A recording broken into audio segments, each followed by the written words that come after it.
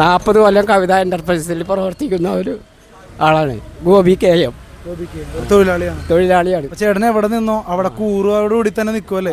അതുപോലെ തന്നെ കോൺഗ്രസ് പാർട്ടിയിൽ ചേട്ടൻ നിൽക്കണം അത്ര നാളെ നിൽക്കും ആരുമില്ലെങ്കിലും.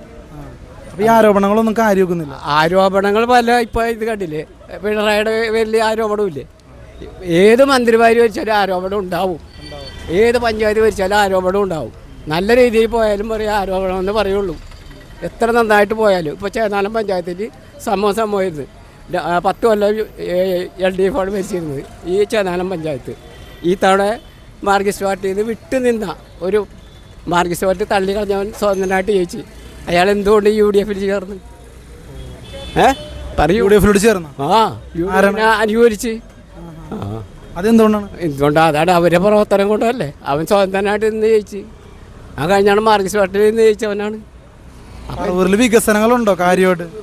ഒരു വികസനം ഉള്ളതുപോലെ ഉണ്ട്. അല്ലാണ്ട് കാര്യമായിട്ട് ഇപ്പോൾ ഈ ഹൈവേ വന്നേക്കണ എല്ലായിടത്തും മരടിച്ച് കിടക്കുകയാണ്. എന്താണ് കാണിച്ചിട്ടേക്കണത്?